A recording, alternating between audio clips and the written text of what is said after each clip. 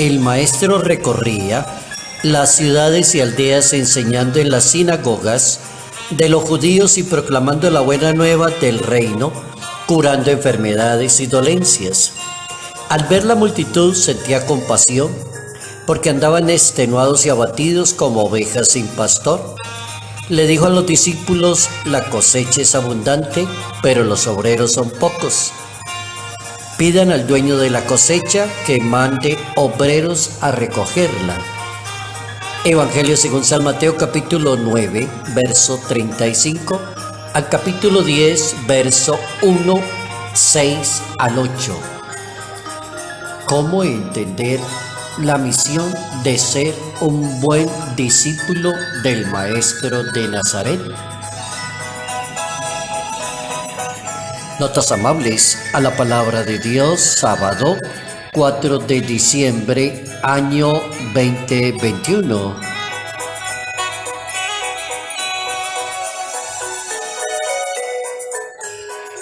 El personaje para hoy es una persona ilustrada, intelectual, sabia, y uno podría decir que es de esos personajes que sabe traducir lo que los grandes hablan, los grandes intelectuales, y ponerlo al servicio de las personas más humildes de una sociedad.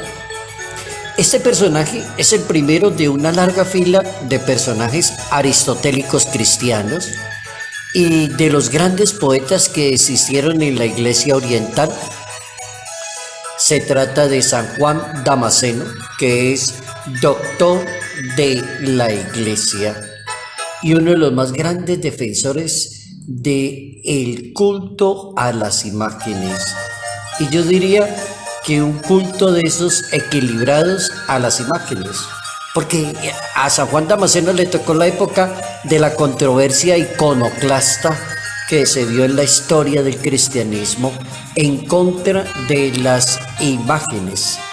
Y ahí tenemos ese gran defensor de ese culto, escritor, teólogo, filósofo, un traductor fenomenal para enseñarle a los demás lo que los grandes dicen y que muchas veces el vocabulario no es tan común para una sociedad.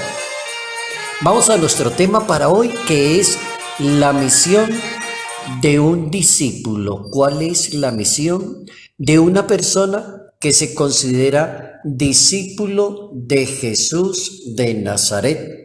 ¿Y cómo es un discípulo de Jesús de Nazaret? Entonces habría que leer la Santa Biblia, si es un discípulo de la misericordia, de la compasión, de las personas abatidas, de los enfermos, de los dolientes.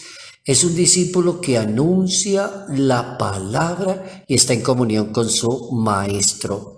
San Gregorio Magno hablaba de los misioneros del maestro. Y San Gregorio apuntaba como 3 detalles interesantes. El primer detalle, que fue dado a los apóstoles el poder de hacer milagros. Sí, Jesucristo se acordó de darle poder a los discípulos. ¿Y cuál es el poder? Sanar, perdonar pecados, convertir, sacar demonios. ¿Para qué? Dice San Gregorio Magno, para darle más crédito a sus palabras y para que pudieran acompañar con esas obras el anuncio del Evangelio de Jesús de Nazaret. Interesante la nota. La segunda parte de la nota es que al mismo tiempo que los envía, les enseña por dónde deben ir o lo que deben predicar y lo que deben hacer. Por eso les dice: no vayan por este camino, sino vayan por este otro. No vayan por los caminos de los gentiles, ni entren en las casas de los samaritanos, sino vayan principalmente a las ovejas perdidas de Israel. ¿Cómo entender todo ese mundo de la evangelización? ¿Y cómo entender unos samaritanos donde la gente les hace el feo y los critica? Y el mundo judío como que no los quiere, y eran como aquellos gentiles que el rey de Asiria dejó en Israel después de haberlos hecho cautivos, y está como la vida de esas pobres familias, según el segundo libro de los Reyes, en el capítulo 7, va a empezar a hablar de ellos. admitieron la circuncisión, los 5 libros de Moisés, se opusieron a todo y esa era la razón por la que no querían mezclarse con ellos los judíos. Entonces el maestro manda a las ovejas descarriadas de Israel. San Agustín de Hipona, que es un obispo y doctor de la Iglesia Católica, decía que Jesucristo envía a sus operarios a enviar trabajadores, el uno siembra y el otro ciega, y cómo recoger lo que los demás sembraron y ampliarlo.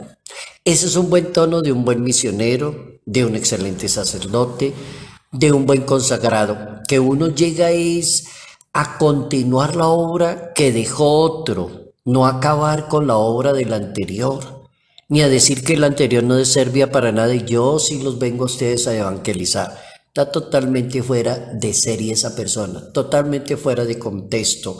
San Agustín de Hipona dice, hay que tener en cuenta que unos siembran y otros ciegan. ¿Y quiénes son esos que han hecho el trabajo antes? Se llaman Abraham, se llama Isaac, se llama Jacob, se llaman Moisés, se llaman patriarcas y se llaman profetas. Así que tú estás recogiendo lo que otros sembraron y estás continuando la obra. Ahí sería importante ese verbo. Un buen discípulo continúa la obra de su maestro y de aquellos que sembraron la obra, la inauguraron, la hicieron. El Concilio Vaticano II tiene una constitución dogmática que se llama la Lumen Gentium, la luz de las naciones, la luz de las gentes. Y allí dice cuál es la política a seguir. Proclamen por todos los caminos que el reino de Dios está cerca. Ese es el objetivo a seguir, la misión, que según el vocabulario de hoy en día, misión, visión, de la misión exacta sería proclamen por todos los caminos que el reino de Dios está cerca. El hermeneuta bíblico dice que la actividad de Jesús es ser un misionero de la misericordia. Ahí hay otro detallito para ser un buen misionero.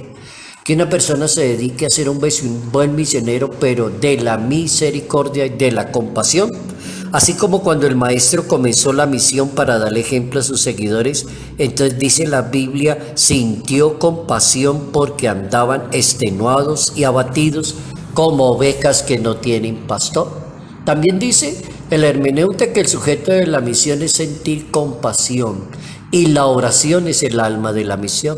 Oigan esa frase, la oración es el alma de la misión. No existe una buena misión sin oración. Es decir, la misión madura primero en el corazón orante de la persona que quiere ser un excelente misionero. San Juan Pablo II escribe una carta apostólica que se llama Novo Millennio Ineunte en el año 2001.